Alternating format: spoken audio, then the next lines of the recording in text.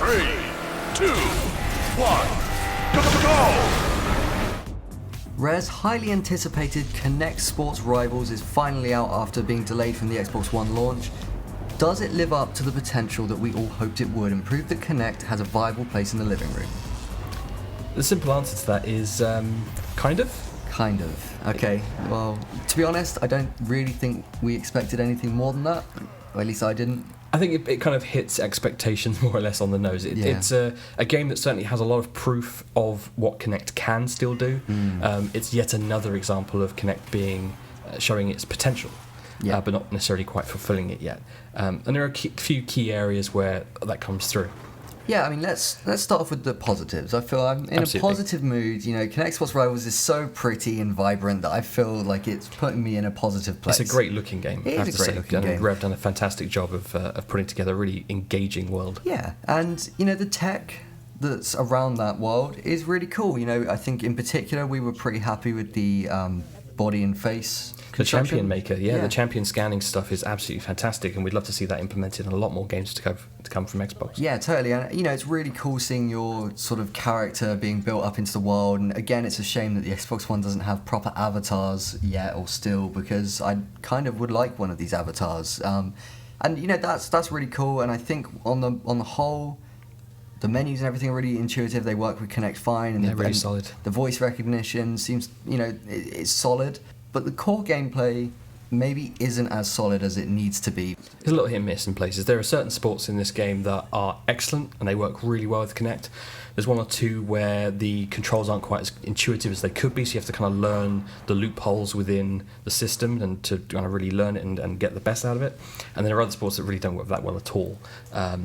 Again, let's stick with the positives first. Wake racing. Yeah, wake racing. Really, really cool. I mean, it's one of the first things you do in the game. It's sort of the first tutorial. It looks incredible. It plays really fun. It's just super easy to do. I mean, all you need to do is put your arms out and just sort of steer left and right. It gets a bit fast and furious at times, which is cool. And to be honest, it was very rare that I encountered any sort of major issues with turning or anything like that. Of all the games, it seems to come A, the most naturally, and B, to be the most, you know, well designed. And you know, they had that whole pre-season it makes run as well. So it makes absolute sense that Microsoft would have released that as the pre-season sort of teaser, because it's the best of the game. It just feels more refined than the others, because then you get to something like tennis, for example. Right. Works okay. Works okay. Except it's a bit slow in taking your input, so you kind of have to play the shot a moment before you really think you ought to. Yeah, and it seems a little odd because, you know, the rest of Kinect does seem to work really well. If you sort of just move around while you're waiting for the shot to be taken, it will pick up that perfectly. It picks up wrist movement, it picks up everything.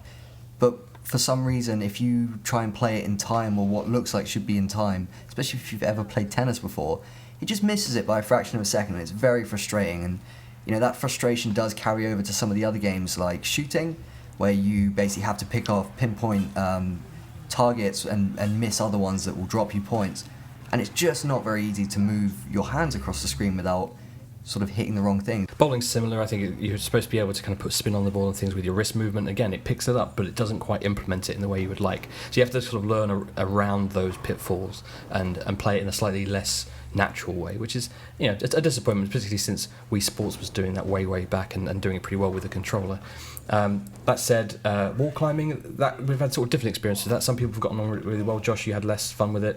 Wall climbing was it was a chore. I think it took me 8 minutes to get through it on my first try. Just the character would not move up, he continuously moved down. It was very exhausting, and then I'm like, he falls off, and then it just puts you back. And it was just, it was probably one of the least enjoyable experiences I've had. But that said, I've seen plenty of people play it and have absolutely no issue with it whatsoever. So it's sometimes a bit hit and miss. Certainly it's a game where you're going to want to reset your Kinect situation, maybe play around with your Kinect setup a few times to get it absolutely perfect before you start playing, because that's going to be really, really important. I think always the struggle with these sorts of games is just how long it takes for you to actually like learn everything. You know, it's not as intuitive as like a Wii Sports where you just pick up the controller and instinctively know what to do. Kinect is so precise, and the tech in it is wonderful. It would just be great if these sorts of games would just be a little bit more sort of ready to go, a little bit more intuitive. You know, I shouldn't need to be taught how to play tennis because I know how to swing a racket, you know. And I guess the other thing with Kinect Sports Rivals, it would have been nice for it just to be a bit more full. Just Yep. we've got these 6 main sports and they're fine. They work, some of them work better than others, but there are no sort of little mini games, no little side things. There's no sort of smaller distractions that kind of help make more of a party game. That isn't quite what this is, and it feels like it's lacking that.